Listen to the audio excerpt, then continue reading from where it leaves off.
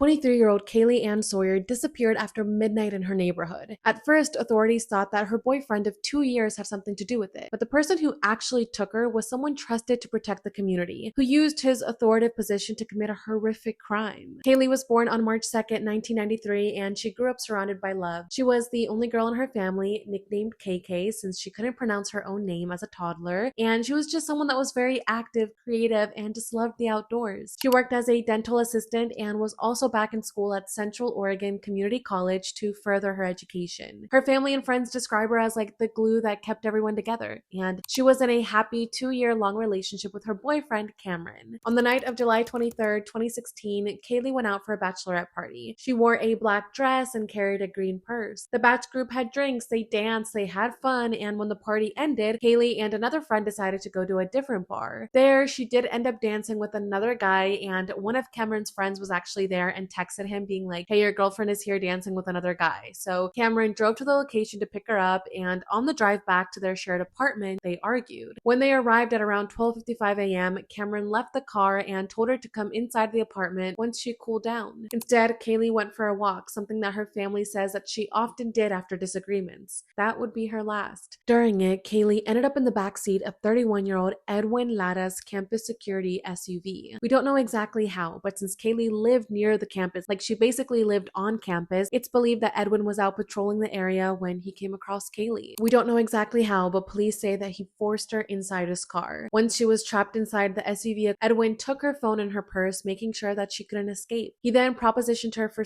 insulted her when she refused, and then when she screamed, he choked her unconscious. He then drove her to a nearby isolated parking lot called B12. There, Kaylee regained consciousness and she desperately tried to signal for help, but Edwin attacked her again. He then dragged her out, struck her with a rock, and thinking that she was dead, R-worded her. But when he realized that she was still alive, he bludgeoned her with a larger rock, around 60 to 70 pounds, until she was dead. He then went home and slept next to his wife, Isabel, who was in police training at the time. Yeah, after doing that horrible thing, he just tucked himself into bed like nothing had happened. The next day, paranoid that someone might find Kaylee, Edwin moved her body to another location along a highway embankment. Her family was still frantically searching, posting flyers and holding on to hope that she would return, but they had no idea that she was already gone. 2 days later, Edwin's wife went to the police crying and told them that Edwin admitted that he hit Kaylee with his car and panicked. She led the police to a shed in their backyard where he had hidden Haley's belongings, which were her stained purse, her shoes, and Edwin's uniform and boots with